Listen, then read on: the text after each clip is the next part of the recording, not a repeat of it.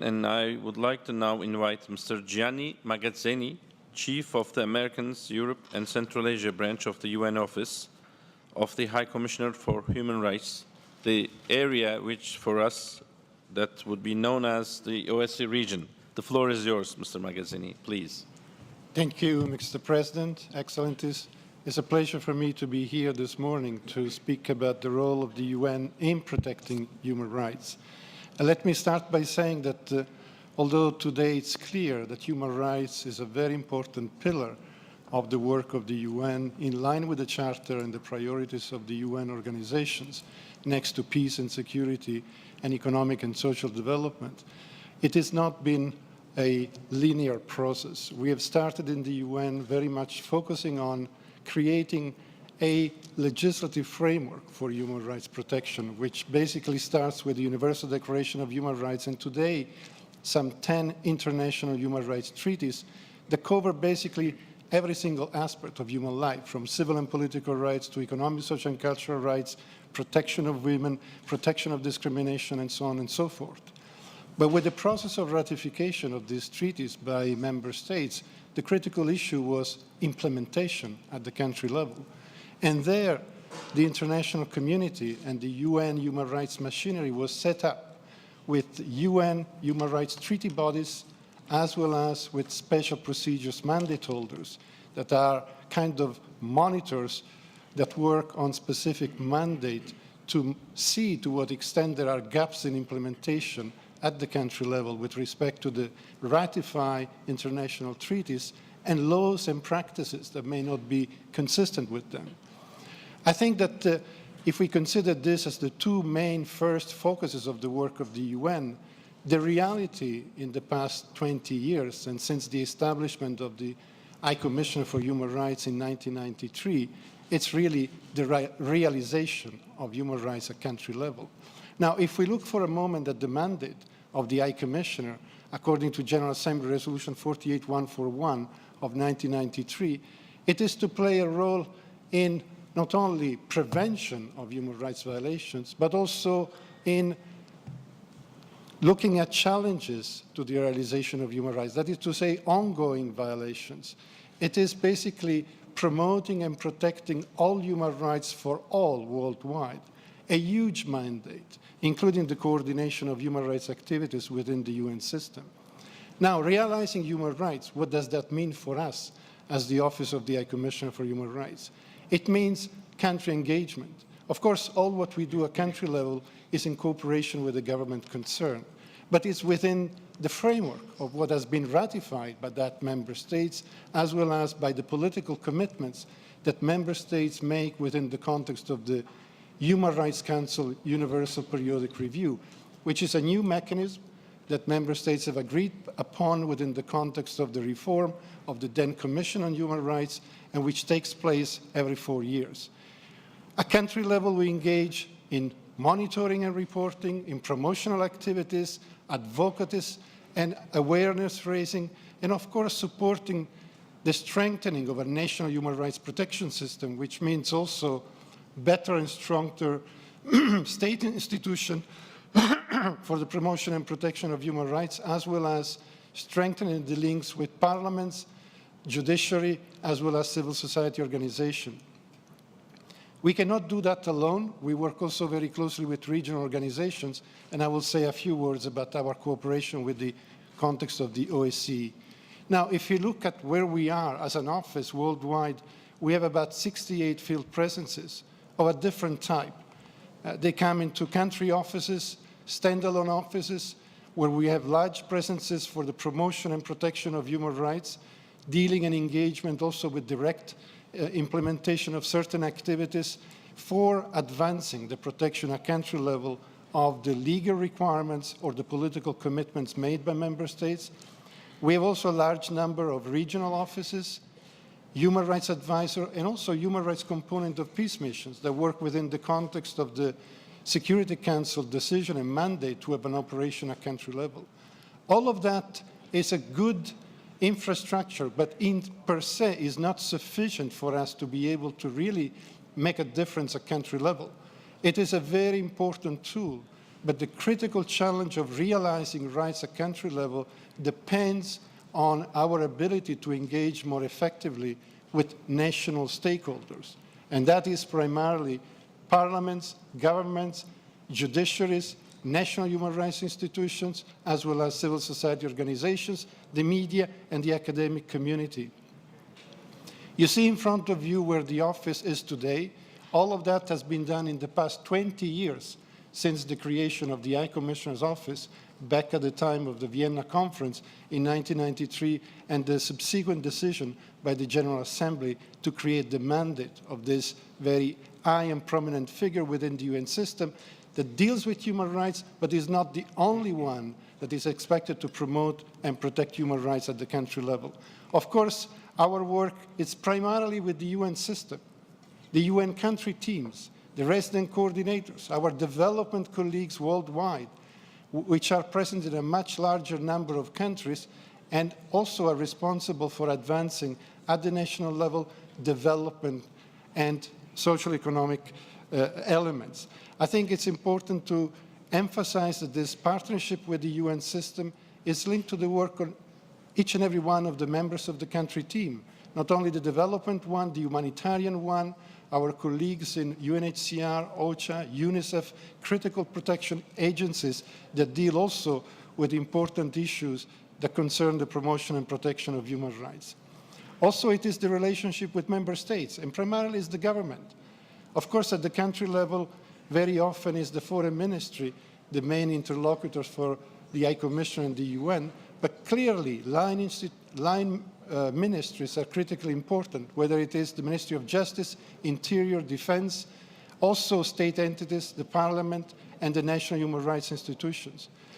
The Secretary General has launched last November a very important and ambitious plan, Human Rights Up Front, which was in a sense determined as part of a reflection by the organization on the failures of dealing with protection issues in the past. And I think that this is a very important element to flag to you because it will mean that the UN system as a whole, the development side, the political side, the security side, the humanitarian side, will more closely be looking at the human rights element and the human rights legal obligation and political commitment made by member states in the countries where they operate.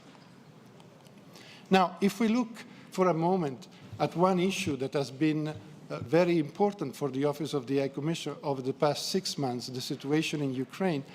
I can flag to you as part of the mandate, the universal mandate of the High Commissioner, we have set up a human rights monitoring mission since March 2014. We're talking about 34, 35 staff, most of them national, that have a primary mandate, the one of monitoring the human rights situation and reporting on what actually is going on. There are different narratives, there are different points of view. It is important for an organization like the UN Office of the High Commissioner for Human Rights to be able to share not only with our Human Rights Council, but any other body at the international level, what are the critical facts on the ground. We have had multiple activities in the past 6 months, 5 reports already published on a monthly basis, as well as a comprehensive report presented to the Human Rights Council just a few days ago,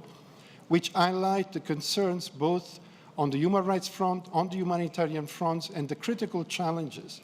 I will not go into details because I'm sure that there may be more that will be of interest to you in the discussion, but clearly there were many human rights gaps that started the Maidan process, which had to do with weak rule of law institutions, corruptions, non-independent judiciary, very critical problems linked to the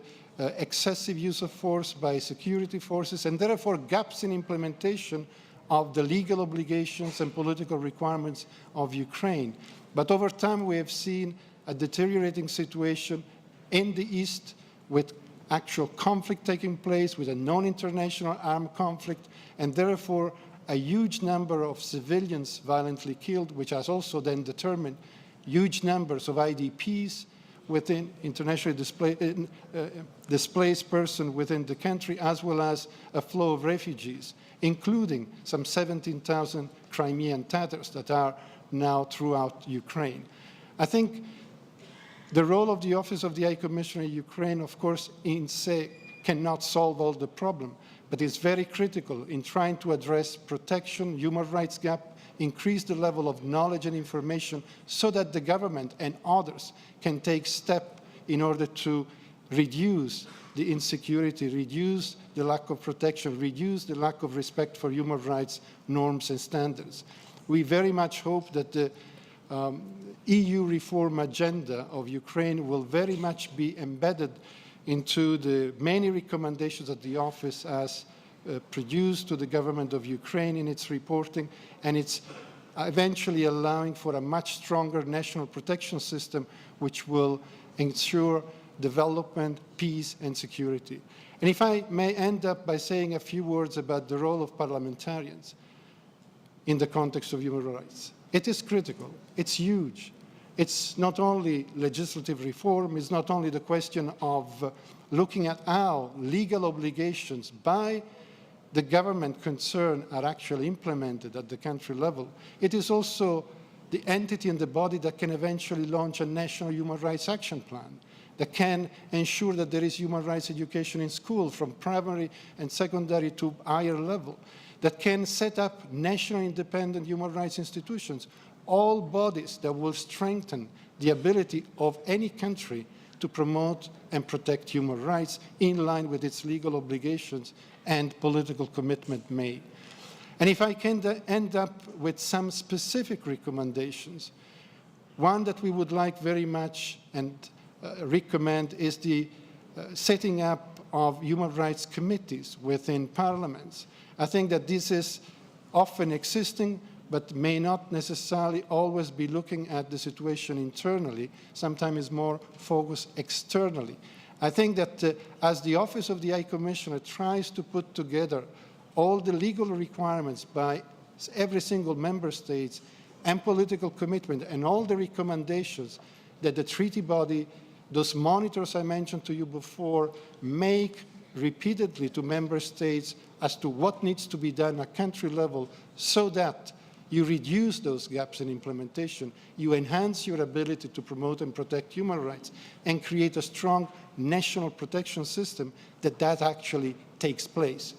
I think also that, therefore, there is a need for greater awareness of all these international mechanisms and tools. Often that is not the case. And as you have those mechanisms and committees at the national level, they could have an oversight function over the primary responsibility of the government to ensure compliance, to ensure